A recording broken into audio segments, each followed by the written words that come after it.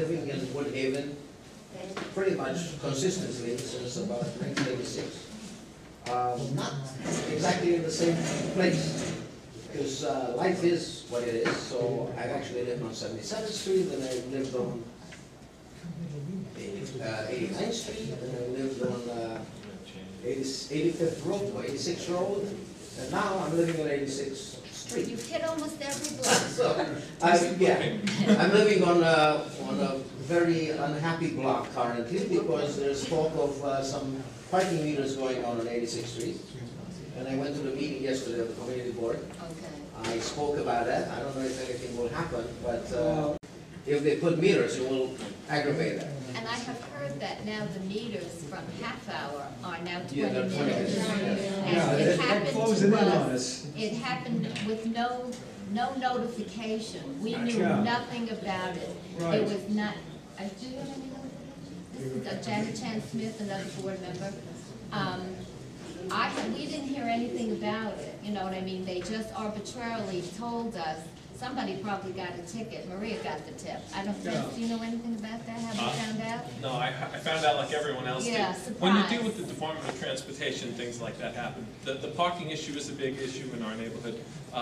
From the 2000 census to the projected 2010 census, we're going to go up about 5,000 people in the Woodhaven, the 11421 zip code, so that's a lot of extra people. That leads to one of the issues that was previously mentioned, which is U-turns for an available parking spot. Right. Parking spots are tough. And as you say, you have 2 cars, but I'm sure the front of your house only has space for 1.5 Actually, cars. well, that's the other thing. That's another question that I wanted to ask. Is there any way that we can actually convince people to not take up 2 parking spots? My house actually fits 2 cars perfectly. Okay. No problem. And there's a little leftover, you know. It's very And hard. a lot of people are actually parking in the middle of 2 spots. I'm wondering if there's anything that can be done about that, because that is very rude. Well, Sure. first of all, you can't paint anything. Don't paint anything because you get ticketed for it. You Oh, can't no. even paint a curb I'm not worried yellow by about the fire. painting. I'm worried about people actually taking two spots. They could have been 2 spots. Yeah, what happens oftentimes is with multiple car households, a person will fill in 2 spots so they can move it up a bit so someone can park when they come back. It's not, you know, it's not the nicest thing to do for your I'm neighbors. talking about people that park it and leave it there for 2 weeks. Forget about, Well, you know. again, so there is no they law don't- for that. That's, okay.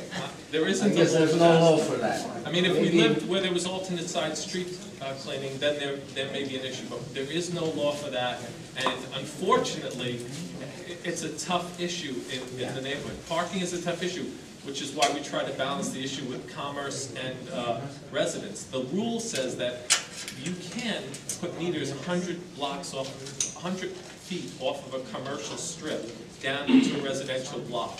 I know it's a pain, but as long as there's community action to put, that's why we have the community board meetings. You say that you don't want this to happen.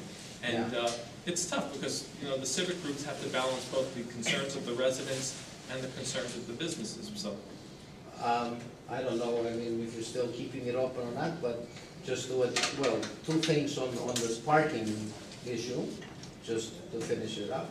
One, there is a website called I Drive Like an Idiot that will sell you bumper stickers that you can actually put on other people's cars. we don't want to do that. I don't think you want that. But the other one, which is a point of information that might be interesting to some people,